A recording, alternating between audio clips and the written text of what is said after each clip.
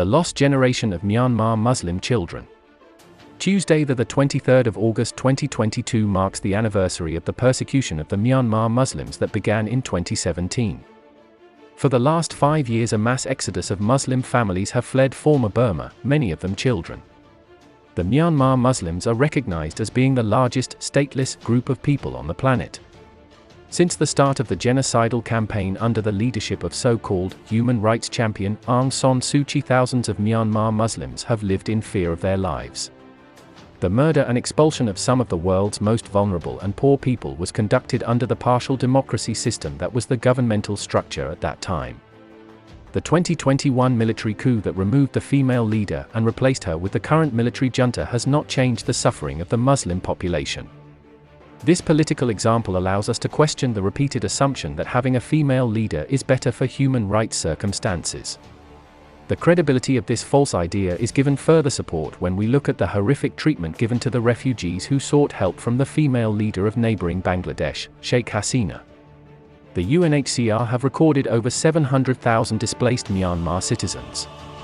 Many of them inhabit the world's largest concentration camp in Bangladesh known as Cox's Bazar. In the most squalid and dangerous conditions, the desperate Muslim men, women, and children are 100% reliant upon external aid for survival. However, there is insufficient resources arriving into the camps that grow in number every week. While international support is crucial in delivering life-saving protection and assistance services for Rohingya refugees, funding is well short of needs.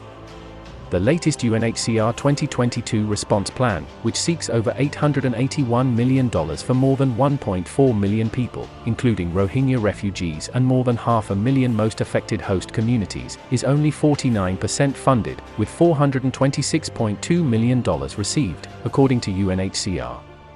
The international community must do more to ensure that the Rohingya do not continue to languish in displacement, stressed Ms. Mantu, asking that efforts be redoubled for increased political dialogue and diplomatic engagement to create conditions for a voluntary, safe, dignified, and sustainable return. What Ms. Mantu fails to understand and address is that voluntary return has no meaning when the lives and futures of the Muslims have no stability and everything they have known has been completely destroyed.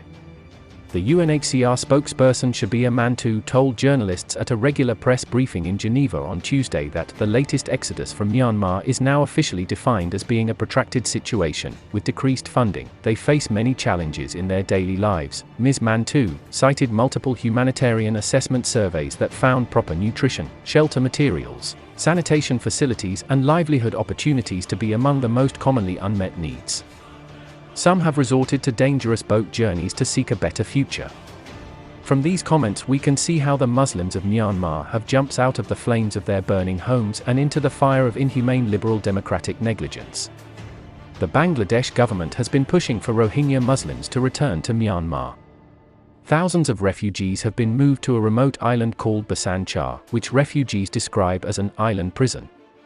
Neighboring India had promised the refugees housing and assistance, and then the government refused to honor their words and denied any assistance.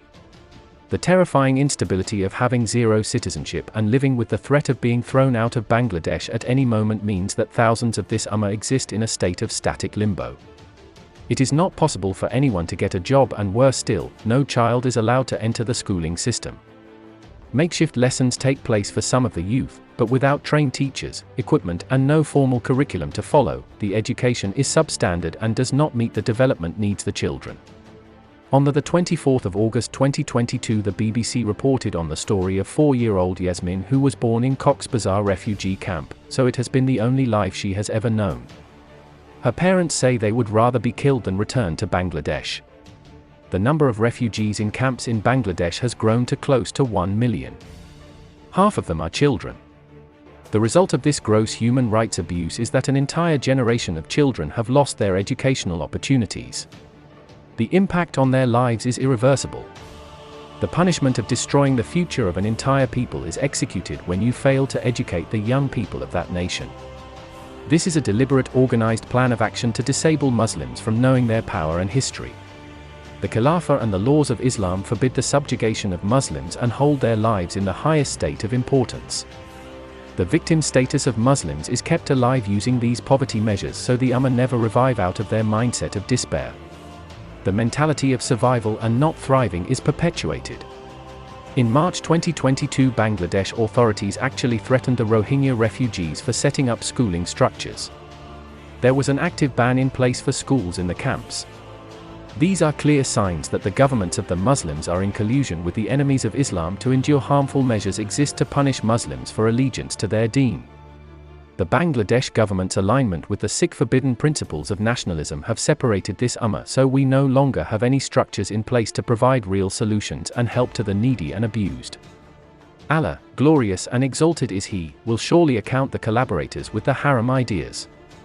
Abdullah bin Abi, a leader of the Medinan hypocrites, was a loyal nationalist, and constantly instigated the people of Medina in favor of nationalism, saying, "A few beggars have come to our country from other lands and have become bullies. They are like dogs which are fattened to assault us." He told the Medinans, "It is wrong of you to have made those foreigners partners in your wealth and country. If you stop helping them today, they will flee." In answer to these futile words, the following verse was revealed. "They it is who say, do not spend upon those who are with the apostle of God until they break up. And God's are the treasures of the heavens and the earth, but the hypocrites do not understand.